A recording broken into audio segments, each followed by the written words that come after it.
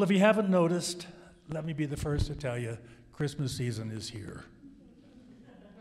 The month of December is one of the busiest times of the year in Mexico, especially if you happen to be Catholic. Yesterday, close to, different numbers. I read in the paper this morning, my paper said 800,000 people, but I hear other millions of people visited the Basilica of Guadalupe yesterday in Mexico City. Wow, amazing, amazing. And we heard a little bit about it here too, right? 4 o'clock in the morning, 3 o'clock in the morning. Walking through Central automatically triggers my Christmas spirit. And the stars and the decorations hanging above this beautiful area, that's only the beginning. Of course, there's rockets too. But there's a lot more to Christmas than celebrating in Mexico. And we have the right person here to tell us all about it. Aldo is a political consultant, lecturer, expert tour guide with Follow Me Tours, and he's going to help us better understand some of the mysteries and questions about the celebration of Christmas here in Mexico, from pre-Hispanic periods up to the modern times. So please welcome Aldo, my friend Aldo, and let's hear about Christmas.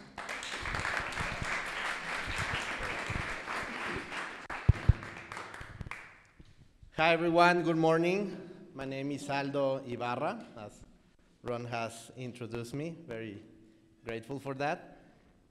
Everyone is doing great. Just about to end the year, the last stretch of the year. Hopefully everyone is especially healthy and happy to be here. So I'm going to talk about Christmas in Mexico. We're going to talk also about the Posadas as well, and find out why it's a very important celebration and why sometimes happens to last forever in the country. We're talking about that kind of like in average, Christmas in Mexico starts the last Sunday of November, approximately, and we don't take the Christmas nativity scene or the Christmas tree or the whole thing until February. So it's a big, big celebration, and especially full of eating. So if you're planning to celebrate the whole way to the February 2nd, you better lose some weight before starting the journey, okay? In Mexico, we have something that is a little bit funny, and we have this thing called the Marathon Guadalupe Reyes. As Ron was saying yesterday, we had the Virgin of Guadalupe celebration. Throughout the country, the state's police departments are even having more security checkpoints on the roads and surveillance on the streets, because usually a lot of people have been doing this tradition that connects December 12th, the Virgin of Guadalupe, with January the 6th, which is Dia de los Reyes Magos. That's why the name Guadalupe Reyes. And nowadays, a lot of people, as you can see in the funny image of the runner on the right, is basically people drinking from December 12th until January the 6th. So this has become a thing. I mean, it's a little bit crazy, but it's becoming a thing. And that's why you can see a little bit the map of the marathon is a little bit like a bottle. And it starts on December 12th and ends up on the Christmas day when we have the Christmas King's bread. Okay, siguiente. To start talking about the Day of the Dead in Mexico, we have two important moments. First, the pre-Hispanic calendar. When the Spanish people get into Mexico, the Mexican people, especially basing on the Mexican, commonly known as many people as the Aztecs, even though there's a difference there, but the Mexican had a calendar system. They had two calendar systems, like a civil calendar and a ritual calendar. One of these calendars was divided in 20 days. There were 18 months of 20 days, and pretty much when the Spaniards came, which was December for them, for the indigenous people, we had the Panquetzalistli festivity. The Panquetzalistli festivity kind of like matching their calendar with the Spanish calendar, which is the actual calendar we use nowadays. The festivities were kind of like from December 6th to December 26th. So it kind of like matched with the Christmas celebration. And on December 26, what it happened is that it was the welcome of Huitzilopochtli. That Huitzilopochtli is one of the greatest deities in the Aztec cosmovision. So that's why when the Spanish people got in here, they saw that a lot of traditions, a lot of festivities were a little bit similar to what they were celebrating. What it happened is that they just kind of like syncretized the indigenous with the religious Catholic one. And that's why we have St. Francis of Assisi, St. Michael the Archangel, St. Juan Bautista, and in this case, the Christmas celebration, the born of Jesus. So December 24th, December 25th, match with the Panquetzalistli, and that's why it happened like that. Eventually, through the conquer, the Dominican convents in the state of Hidalgo, there's a little town named Acolman. In Acolman, as you can see in the image, Friar Diego de Soria asked the permission to the Pope Sixtus V, and he kind of like wanted to introduce the Posadas in our country. So it was like, okay, these people are very devotional. They go to the sacred trees pretty much in the Christmas time in December, and little by little they started to approach to them, and the Pope gave the permit, la bula papal, which we call in Spanish, and that's why we started to celebrate the Christmas celebration. You can see this is a statue outside, and it's representing Friar Diego de Soria breaking a piñata, even though the piñata came later, but the statue which was placed in the 1900s, that's when they start to kind of like the beginning of the official Christmas celebration in Mexico. It starts with the Posadas, which is these festivities 9 days prior to the Christmas celebration, and we have the Misas de Aguinaldo. It's pretty much these mass services that in the old days, and in some towns they still do it, they start at midnight and they end up at 3 a.m. It's a 3 hours mass service. We call it Misa de Gallo or Misa de Aguinaldo. And these mass services is like after you end up the mass service, you greet the people, salute everyone, and then you go back home, and that's when you have our Christmas dinner. That's why we're so twisted with the meals in Mexico, because we have breakfast at 1, we have lunch at 7, then tacos at 3 a.m., so kind of like we blame it on the church in a little bit because they taught us to have Christmas dinner at 3:30 in the morning. Siguiente, por favor. What state is Altamont? Hidalgo, the state of Hidalgo. Thank you. Acolman. As you can see, nowadays the Misas de Gallo, they moved them. It was a nightmare to be on the mass like 2 in the morning and the father reading the rosary and doing a lot of things. So kind of like a tradition through the Basilica of Guadalupe in Mexico City, they started to adopt the Misa de Gallo at 5 a.m., but still is waking up at 5 a.m., going to mass service, and your Christmas dinner is a little bit like a breakfast. And that's why we have this celebration. Posadas, as you can see, the dates are from December 16 to the 24th. And nowadays, you can have private posadas. You can invite your neighbors. You can organize in your neighborhood and divide in 9 houses. And each house is going to host this tradition. And what's the origin of the posadas? Which is basically when Joseph and Mary were running through the desert. I'm going to... Hold it in the middle. That's the transmitter is at the bottom. Okay. So don't hold it at the bottom. Okay, in the middle. Okay, perfect. So it was pretty much when Joseph and Mary were running away from because they were hunting them, and they asked for shelter in the people's houses through the desert. So that's why we reenact a little bit those 9 days of wonder, and we sing songs, the famous Posada. Perhaps you have heard it. And I'm not a good singer. I see that there's a wonderful singer here, but it's en el nombre del cielo, os pido posada. So that's pretty much the tone. No? So Siguiente. Here we can see, as I was mentioning before, in the codexes that they rescued from the Spanish days and during the conquer, This is the image or the representation of Quetzalistli. The Panquetzalistli is this image represented on the left, and then the Huitzilopochtli deity represented with the hummingbird on the right, which, like the Catholic image, is the Holy Trinity. We have the dove, and in here we have the hummingbird. Don't know if that's true or it's kind of like the Spanish fixed it that way through the codexes. But the thing is that back in the old days, we only had the red color because of the cochinilla grana. We had the indigo color, and then they started to mix the colors.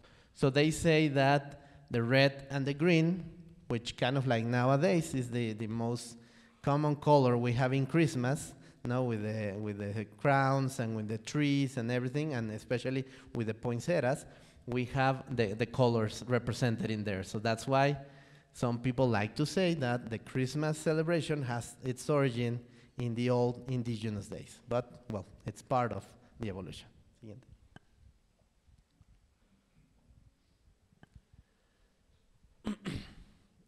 In Mexico, usually we have 4 Sundays before Christmas, and we call it the Sundays of Advent. So it's kind of like the coming of the Jesus. So we're expecting Jesus to visit us. And you will see this image pretty much everywhere, the nativity scene. The nativity scene is Joseph, is Mary, the baby Jesus, that we only place it on December 24th at midnight to welcome him on the 25th. And you will see the angel, and you will see the 3 wise kings on the back. Usually this is a French, a Spanish, a little bit of Portuguese, and Mexican thing. South America, they also do some of Reyes Magos, but not a big deal like here in Mexico. When kids are asking for Christmas presents, if they're wealthy enough, well, they can have a letter to Santa Claus, but if not, we usually expect our Christmas presents from the Reyes Magos.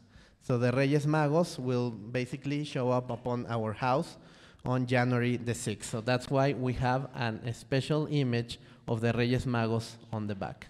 And as we were seeing before, the colors, the green, the red, and how they pretty much changed to Joseph, to Mary, and the Catholic scene in there.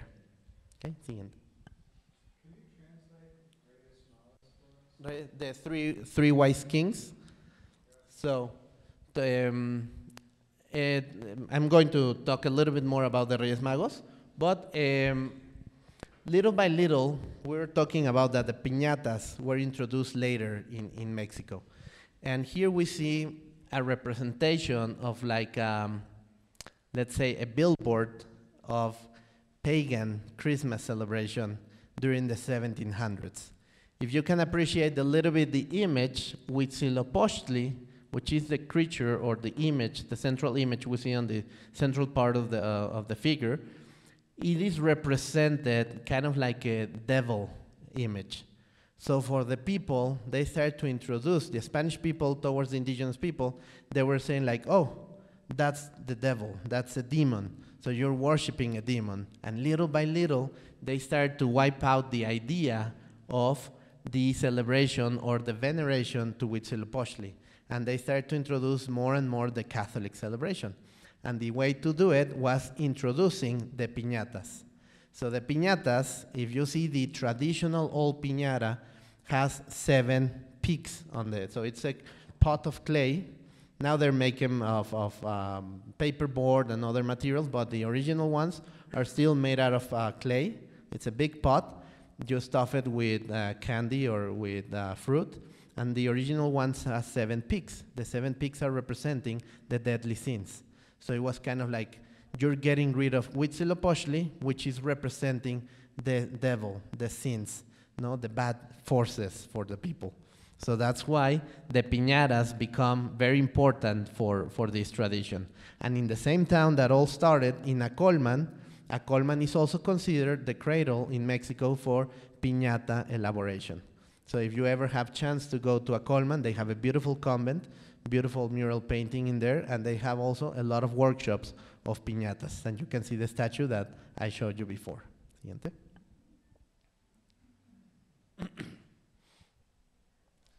A funny thing, the piñatas, they have an origin, according to historians, that they came all the way from Asia, from China. The piñatas, then they were introduced to the Italian market, and that's where they received the name of piñata. And then eventually they came through from Italy all the way through Europe, and from Spain and Portugal, they made it to Latin America. And you can see a traditional piñata with the 7 peaks. Now they are very, very colorful, they're very elaborate to make it attractive, especially for children, because kind of like children became the spirit of Christmas in our country. Yes? What were or are the 7 deadly sins? The deadly sins are... Okay. Okay. So it's pretty much the, when things that you have to avoid to become a good person of faith. So it's kind of like you don't have to be greedy, you don't have to be, if you had enough food, you don't have to go for more. If you had enough money, you don't have to go for more. If you had good enough income, you don't have to go for more. So it's kind of like setting a limit in your life. Now the church handles a lot of other things, especially if you want to get like Savior to go into heaven. Next year, for example, is going to be a Jubilee year in many places. So you have to accomplish 7 spiritual things and 7 physical things, and then go to the church and get blessed, and then go through the central door of the church, which is the Jubilee door, and you will have access to heaven when you die. So now they are done differently, but back in the old days were the things that were kind of like an obsession for people of getting more than they can have. So yeah, that's a little bit the idea. And the piñatas, as I was saying you, brought from China, introduced to Europe, and then into Latin America. This is a traditional workshop.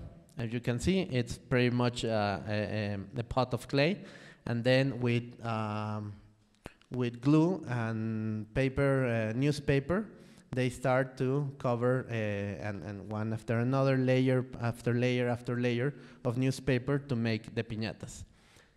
It was tough, and there were a lot of accidents before on the Posadas and on Christmas celebration, because they put like a bandana, they blind your eyes, and then they took you around, so you were like trying to hit the piñata, and sometimes the piñata hit you.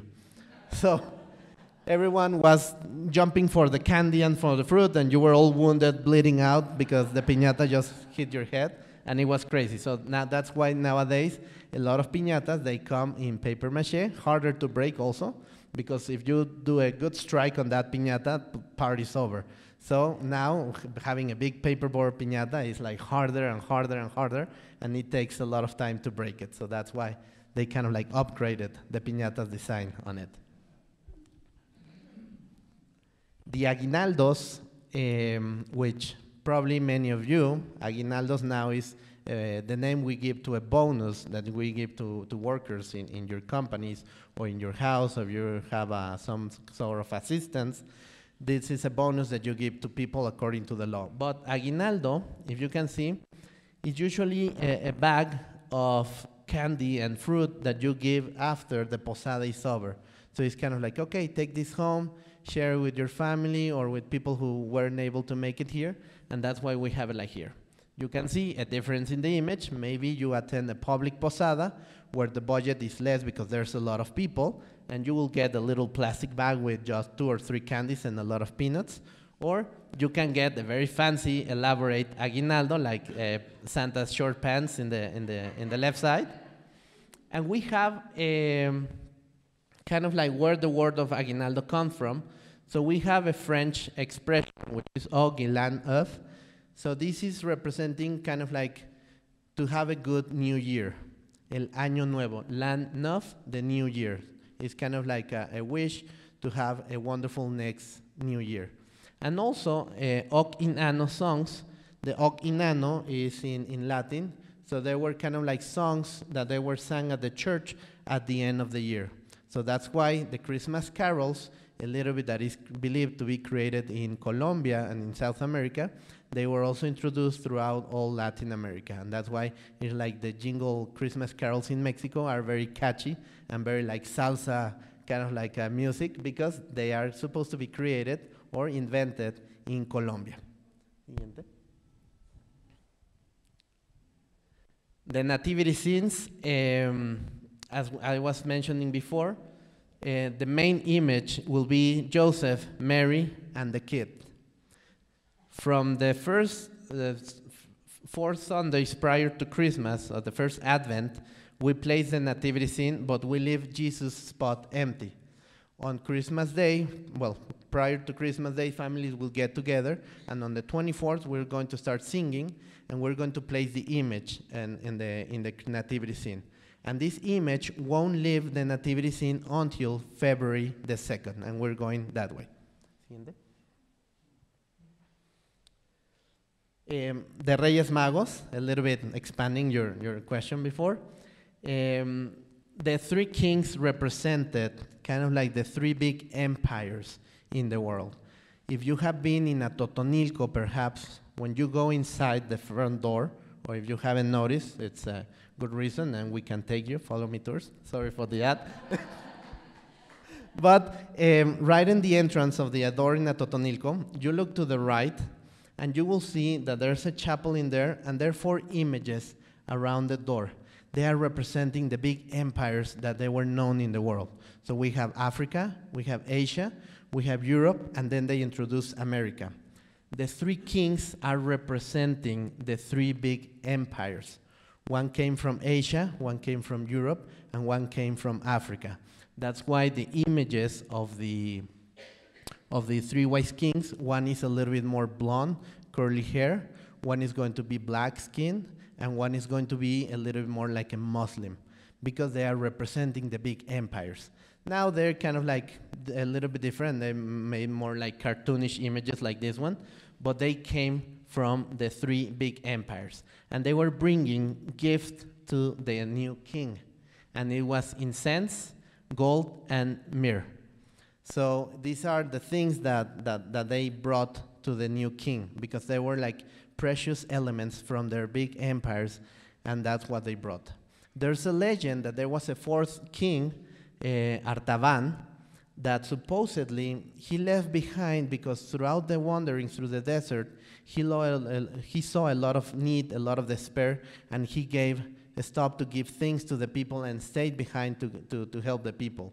They say that when the Passion of the Christ was happening, Artaban was there on the street of where they were taking Jesus to the Passion, and when he helped one of the falls of Jesus, he helped him up, and he says, "I failed you, sir." And Jesus told him, like, "No, you stayed behind and helped all these people, and that's the way you helped me." So that's why if you look up, you can find a little bit about the 4th king, Artaban, which in some historians, they like to include the history, or some people, they don't like to.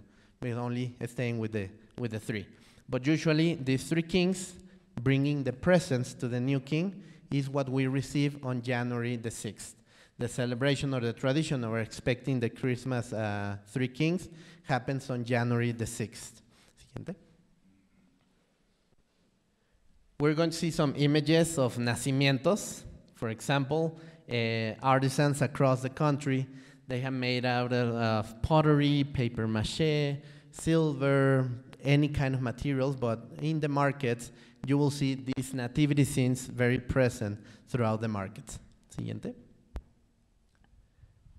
We will see in different towns, in churches, in atriums, in plazas, that the nativity scenes can be just the central image, or can be as big as like the whole village and the whole 9 days of excursion or travel of Joseph and Mary.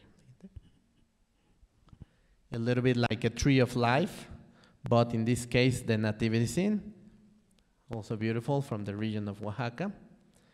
Real human-size nativity scenes, especially in the south of Mexico and in Hidalgo. You will see a lot of this. And kind of like finishing a little with the Reyes Magos. In Mexico, the people you invite to your home to have Christmas party on December 24th, you will see them 2 more times on the next year. The first time is going to be January the 6th. On January the 6th, you invite the same people to have King's bread, Rosca de Reyes. For a lot of Mexican people, it's a big tradition, but it's one of the ugliest breads in Mexico because it's too dry. And we love the sugar on the top, and we don't like the candy, the caramelized candy that we say that they look like peppers. So it's like, oh, take away the chiles. No, we don't like the chile, especially younger kids. So we wish, and sometimes you can pay, like in La Colmena, you can pay for a covered sugar Rosca de Reyes in case you want to give it a shot. So again, not too a lot of sugar, but it's delicious with sugar. But the thing is that when they are baking the bread, they hide these little plastic figures. So when you are eating and you cut it, the tradition says that the first one to get the image has to invite hot tamales and atole for all the guests in there. So these people will meet again on February the 2nd to have tamales and the thing. And also, the person who gets this, and this is why you invite only very close people to your family, because he or she is going to become the godfather or the godmother of the baby Jesus image at home. So this guy or this person is going to take the image all the way home and will keep it for 9 months until the next Christmas. And he's going to bring back Jesus, and usually the tradition is that on February the 2nd, siguiente, we will take the image of baby Jesus to the church, and it's going to be the Candelaria festivity. So on February the 2nd, you see all these people carrying images of baby Jesus, all dressed up and crown and baskets and everything, because that's the mission of the person who got the image of baby Jesus. So he or she is becoming this special person to take care, to give a new outfit or wardrobe to the image, and they're going to bring it with the family on February the 2nd. So pretty much February the 2nd matches with 40 days after the birth of Jesus, and it was the presentation of Jesus upon the temple. So that's why Christmas in Mexico starts kind of like in November and ends up in February, because this is the official date when we take the image away from the nativity scene. Okay? So this was a little bit like a resumed history of Christmas, tradition and celebration we have in our country. So you see, involves Christmas presents, Reyes Magos, and lots of eating and drinking as well. Okay? So thank you very much. I hope you enjoy it. It was great. Thank you very much, Aldo, and thanks for taking time to speak to us today. We'll give you this. One.